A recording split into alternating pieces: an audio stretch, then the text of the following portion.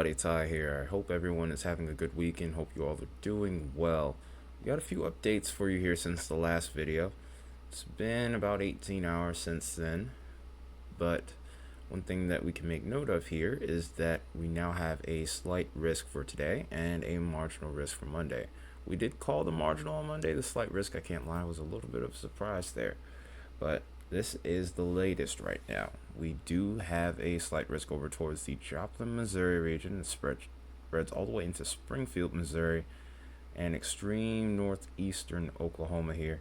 Even sneaks into extreme northwestern parts of Arkansas as well. Main threat for tonight is hail.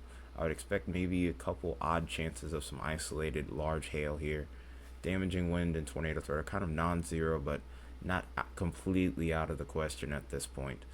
So while there's not major concern for this event, there are some decent ingredients in play here, and we'll of course be going over theirs momentarily. Now, in regards to the threat we've been talking about over the last few days, this is what we're looking at right now. Not much has really changed from last night. A couple of small things I've made note of is the fact that Jackson and areas a little further to the north are now included in the slight risk. Areas further towards the south in Mississippi, and it's not like it's a big change here, but just off to the south and east of Jackson has now been included, and northwestern parts of Alabama. Otherwise, the areas that I see here pretty much remain the same, I would say. Now over towards the main threat, of course, wind threat, not really much has changed. This was about what we expected. Hail threat is actually going to be about the same as the wind threat here. I do expect the hail threat to be greatest a little bit earlier into the evening. As we get later into the evening and we start to lose some of the instability, although I think in this event it might do pretty well, we'll probably see this hail threat drop off. There is a 5% tornado threat, which we did call out, being a little bit further off towards the south. In particular, I'm focusing towards the Mississippi Delta, just a little bit past it, and then of course into northeastern parts of Louisiana. But anyone in this 2% area still needs to be on guard, so that stretches all the way up towards areas like even Bowling Green at this point. So plenty to keep track of. I'm thinking I might go live for this. I don't know how long I'd be able to stay on though, considering the fact that of course I have to work on Monday morning, be up bright and early and be clocked in by 6:45 ish really. So we'll see how that works out, but as of right now, I think I'm going to try to go for it.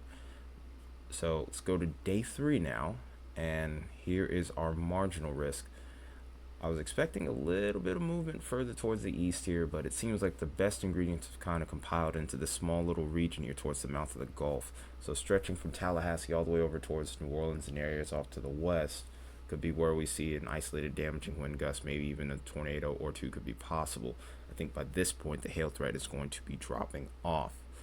So let's go ahead and take a look at our model data here, and we'll start of course with day 1. So we're really just only going to have to move a couple of frames here. By the time you see this video, I'd actually expect some initiation to possibly be occurring.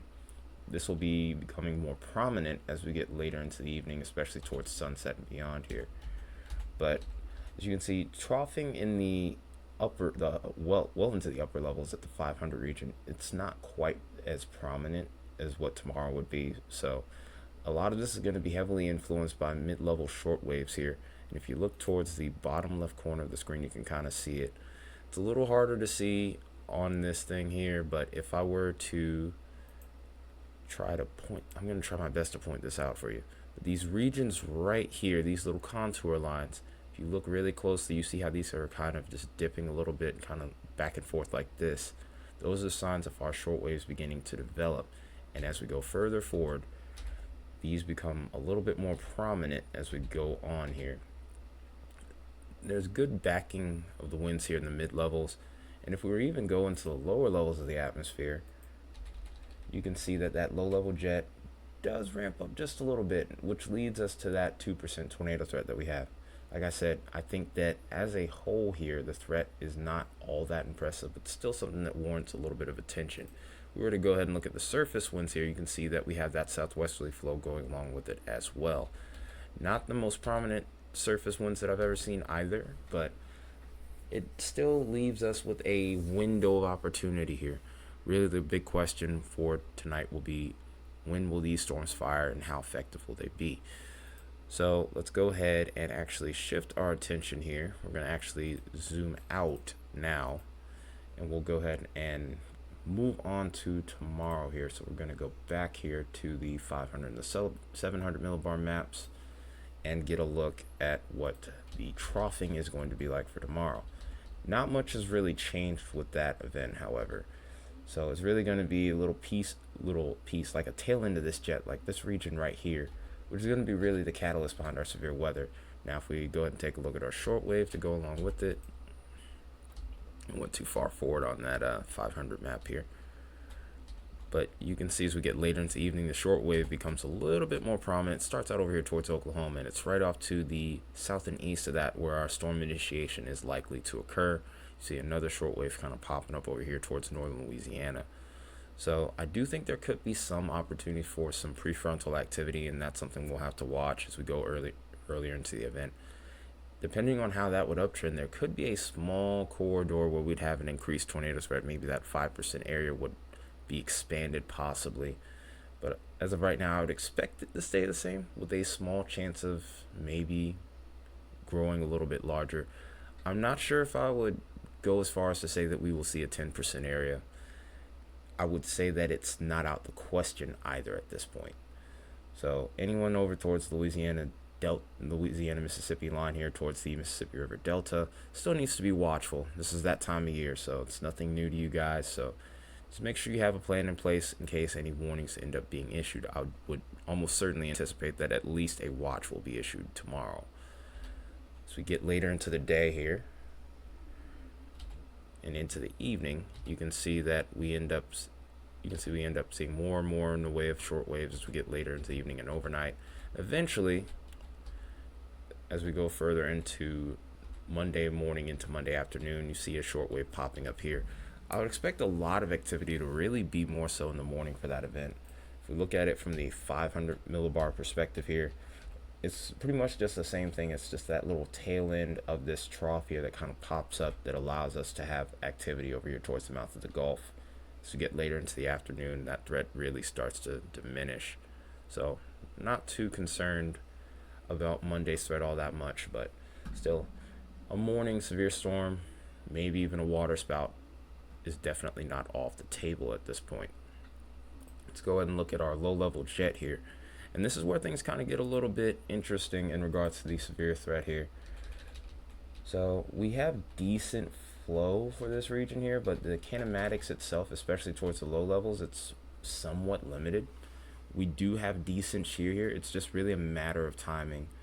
We do have about 20 to some places even getting up to about 30 knots where we have that 5% tornado threat area here. And if we can get a storm over this environment, we do have a decent setup for tornadoes based off this heliograph.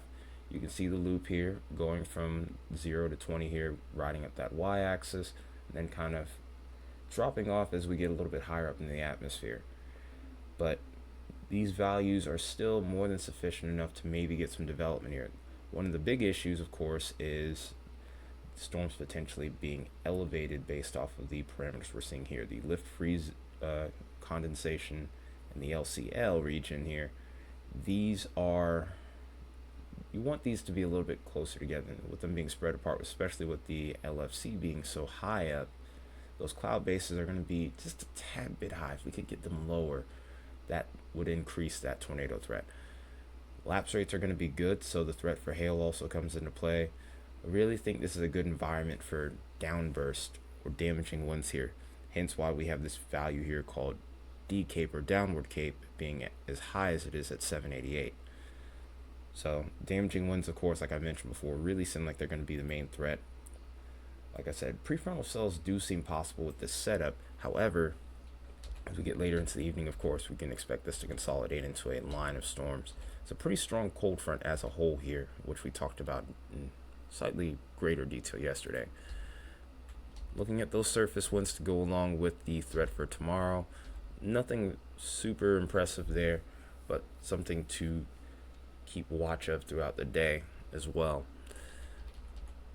So as we go further along here, we're going to go ahead and get into some of the thermodynamics here. We already know that we have a good area of interest in regards to our our warm sector here for our Sunday. As we get into tonight, though, this is going to be one of the big limiting factors, and this is why that hail threat is so high, and that's due to the fact that these dew points are somewhat low. Like I said, things could change with this, but like I said, for the most part, when it comes to tornadoes, you want these to be a little bit higher, into the mid 50s at least. 60s and 70s would be better. When you have these kinds of values here, what will often end up happening is these storms will end up elevated, just like we mentioned on that heliograph earlier, and as a result, that usually leads to a better hail threat, damaging wind threat, etc.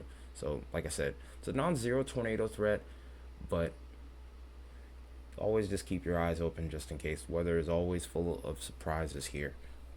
Things can very easily get overlooked. So let's go ahead and get into we'll get a little further into the thermos, I should say. As we get into today here, another limiting factor is going to be lack of instability here. There's not a lot of mixed layer cape available towards this region, which is usually what you look for a bit more when it comes to hail threat here. If we were to shift this over to surface base cape, and we were to start all the way over from scratch, I don't know why this thing's trying to jump forward, you'll see just really not a whole lot to work with. And that's going to be another big limiting factor, but even so, with all the other parameters that are in place, we'll still get a chance for some storm initiation here. And there will be just enough, I would think, to get some hail storms maybe going here. Like I said, I would expect maybe one or two, if anything. I would almost go as far as to say this is a pretty conditional threat at this point. And of course, as we get into tomorrow, we get an abundant amount of instability ahead of storm initiation here. And like I said, it's really over towards this region in the Delta where I think that greatest threat for all hazards are possible, especially tornadoes. Greatest Cape values, of course, being over towards Louisiana, Texas, and then eventually stretching its way into Mississippi. Right around the time of sunset is where I'm most interested in seeing the tornado threat here. Like I said, not really expecting anything of major significance here, but this is probably one of the better hydrographs I've seen from the setup here. Still slightly elevated in regards to our cloud bases here, but all the other values are looking pretty good until we get to that surface to 1 kilometer range here, basically that low level jet range. That shear is just not quite what you would need it to be in regards to having a slightly more elevated tornado threat. So like I said, it's variable as to whether or not we end up seeing an extension of that 5% area. Definitely not seeing enough reason to have a 10% area, let alone a hatch risk involved in this as well. Of course, as I mentioned before, as we get later into the evening, that instability begins to drop off. We still have sufficient values in play here. Make no mistake, we're over 1,000 millibars towards this region. As we get later into the evening, into the early morning hours, we'll see this move offshore here, and that's pretty much going to conclude the severe weather threat from that point. Still, there's plenty of energy left over here towards Texas, so in the coming days, I would expect more and more in the way of storm activity over here as we go forward. So my concerns with this region as of right now would be more along the lines of flash flooding more so than severe weather, although with this amount of energy, severe storms still could be possible. So last thing we're going to do is we're going to go ahead and go over our simulated radar for these areas of interest here. We're going to look at the bottom left corner of the screen first here, so that way we can go over tonight's threat, and then we'll go over, of course, tomorrow and Monday. So as we get later into the evening, this is where we see our clusters of storms starting to develop. This is going to be pretty late in the evening. Like I said, around this point, instability is still going to be kind of limited. There was a small pocket over here where we were reaching up to about 1,000 joules per kilogram. We saw that kind of trickle away pretty quickly. Then we'll see a nice little complex of storms develop later into the evening, and this could lead to somewhat of a flood threat over here towards the Ohio Valley and parts of the Great Lakes region here. Then we'll avert our attention over to the main screen here. We'll watch this move through, and then once we get into the early afternoon hours, we'll see our first signs of convection here. Really, storm initiation won't begin until probably about 5 o'clock Central Time. Then after that point, see how we have these little prefrontal cells here. We have to keep a close eye on those because there still could be a chance that we get something going here. The thing is with timing, the low level jet towards this region is not that prominent until we get later into the evening. By that point, we start to see a line of storms begin to consolidate here. And like I said, with any prefrontal cells or mergers, that's probably where our tornado threat is going to be greatest. And then as we get later into the overnight hours and maybe even the morning hours is when we start to see that threat shift towards the Gulf. By the time we get towards mid-morning, a lot of these storms have already moved out towards the region, out of the region here and offshore. So, as far as Monday is concerned, it looks like it really is going to be more of an early morning threat past 12Z, which would be about 6 or 7 a.m. for the region here.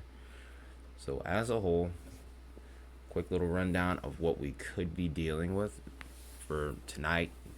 Isolated hail, damaging winds possible over towards Missouri, especially southwestern Missouri, and then over towards the Gulf Coast region tomorrow. Could have some strong to severe storms. All hazards seem like they could be possible here.